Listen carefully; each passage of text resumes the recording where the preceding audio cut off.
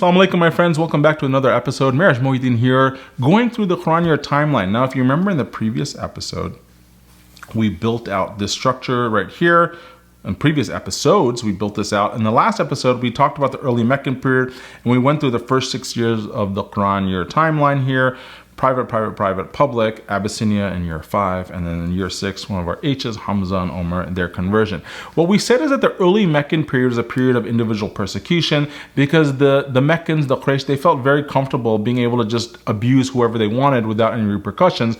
But now that Hamza and Omar, radiallahu anhu, had converted, they felt nervous. They're like, well, we can't just go and do whatever we want because these tough guys are going to come after us.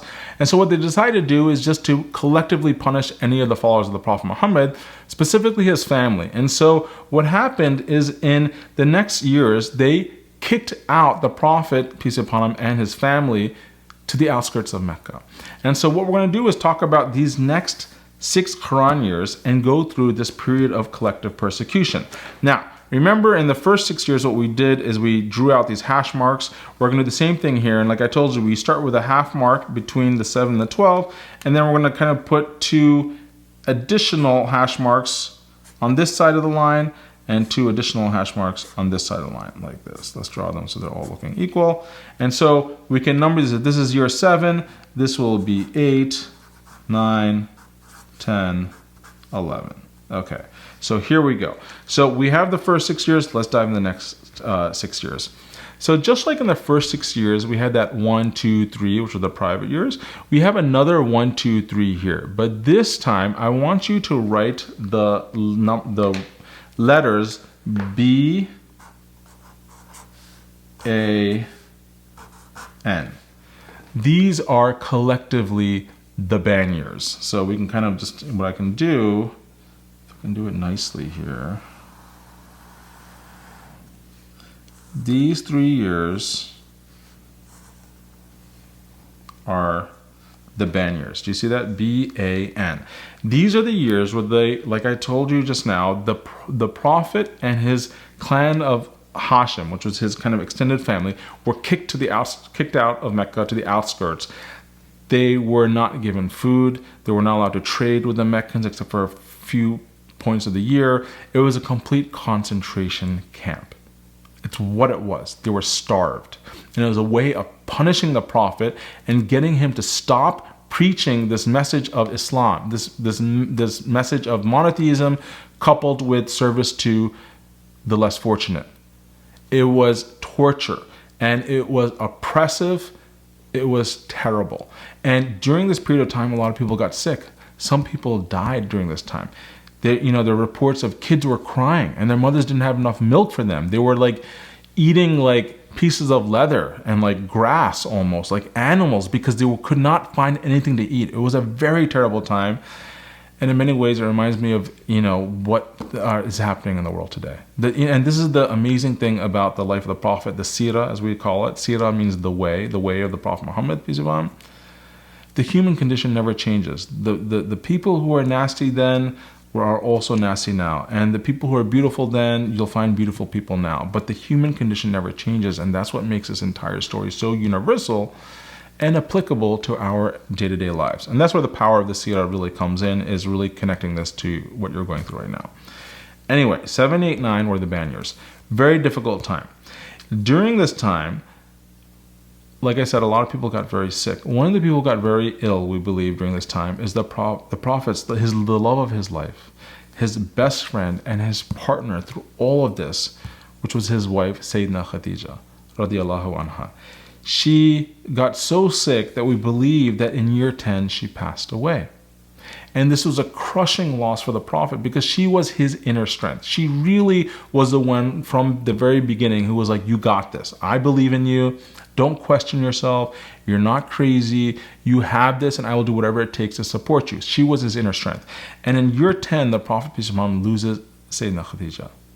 In addition, just a few weeks later, we believe, he loses his uncle who was protecting him and his guardian from the onslaught of the Meccans this entire time for all of these 10 years. And that's his uncle Abu Talib. So in year 10, he loses his wife Khadija, and shortly after, he loses his external protection, Abu Talib. So he loses inner strength and his outer protection. So now he's not safe in the city of Mecca because people can attack him because his guardian is not protecting him anymore. And because of that, the Prophet, peace be upon him, realizes that he's not safe in Mecca and he has to go to the neighboring city of Taif. And when he goes to Taif asking for asylum there, instead of them opening their arms to him and accepting him, they mock him, they ridicule him, and they chase him out of the city under a shower of stones. And many of you know the story. Even the kids were instructed, grab a bunch of stones and just pelt him out of the city. And so this prophet of God is chased out of the city, and he finds himself on the side of the road. He's bruised and bleeding. And after 10 years, he feels like he has nothing to show for everything that he worked for. This all happened in Qur'an year 10. The death of Khadija, the death of Abu Talib, and this very difficult time in Taif.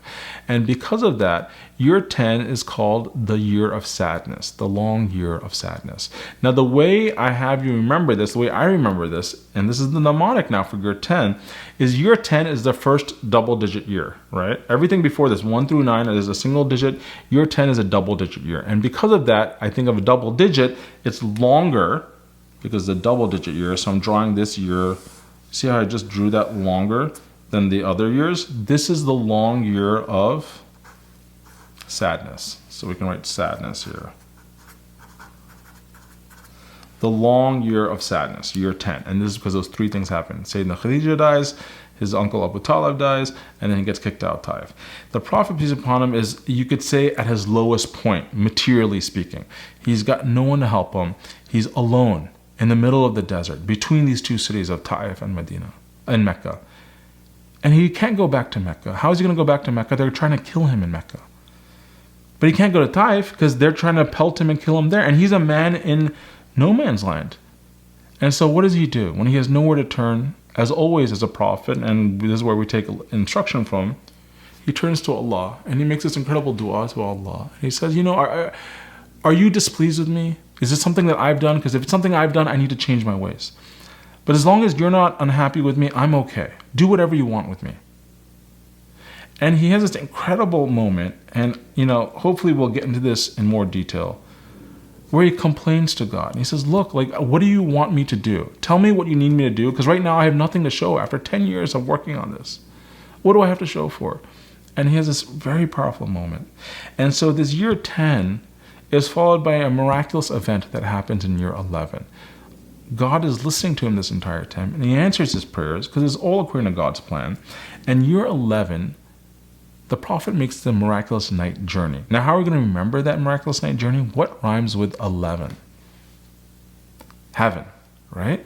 And so in year 11, the Prophet visits heaven. And so this is the Isra and the Mi'raj. So we're going to write here the Isra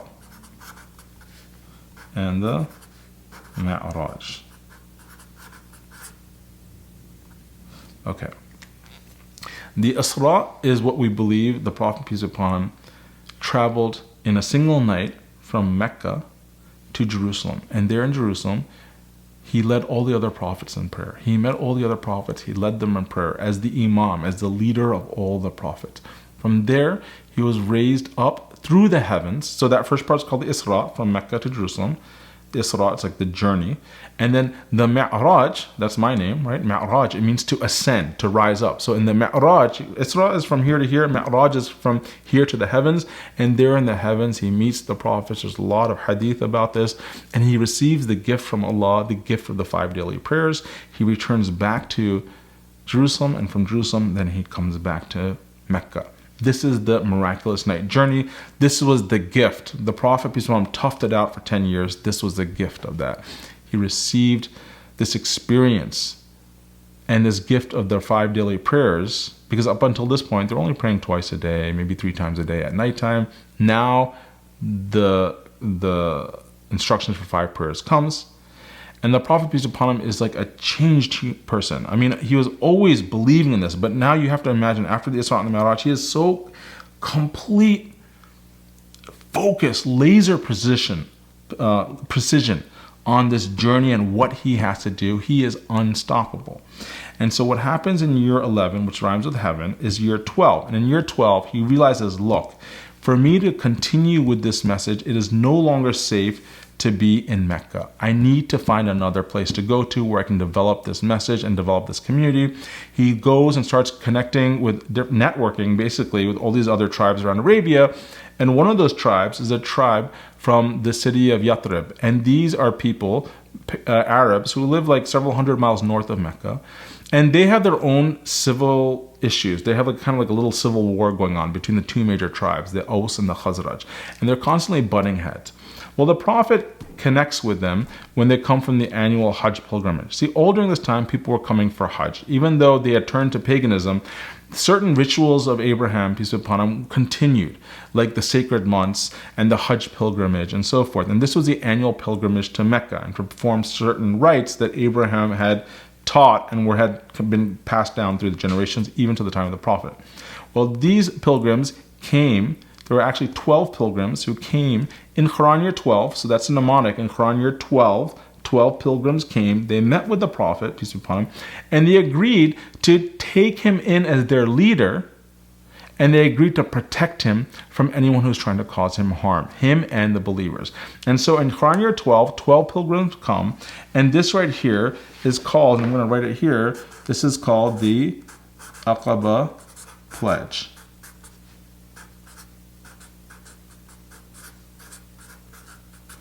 Okay, the Aqaba Pledge sets up the Hijrah, which will happen in the next year, because the Prophet peace be upon him is basically establishing and strategizing his exit, and that's what the Aqaba Pledge is. And then in Quran year 13, which is the next H, he performs the Hijrah. All the companions perform the Hijrah, and they go to Medina.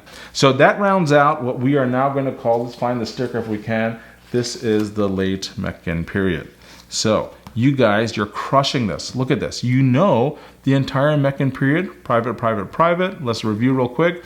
Public is 4, 5, remember 5, look at my hand, Abyssinia. 6 was Hamza and Umar. 7, 8, 9 were the ban years. Year 10, the first double-digit year, right? Double digit, so it's the long year of sadness. And then year 11 rhymes with heaven, it's Isra and Mi'raj. Year 12, 12 pilgrims come in year 12, and they form the Aqaba Pledge, which gives the Prophet, peace upon him, the exit out of Mecca, sets it up so that he in the following year can perform the Hijrah. That, my friends, is the Meccan period. You guys are crushing it. Go tell your friends, ask them, hey, do you know what happened in the 3rd year of Revelation? Do you know what happened in the 7th year of Revelation? Don't do it to show off, unless you want to, but do it to teach them and get them excited about this also. In the next episode, we're going to be talking about the next quadrant, the 3rd quadrant here, which is the early Medinan quadrant, a very difficult quadrant for the Prophet and his companions. And the story gets even more exciting. Remember, if you want to jump ahead, you can download my free PDF on my website, therevelationexperience.com. Get all the information you need to. Can't wait to see you guys in the next episode, inshallah. I will see you soon. Assalamu alaikum.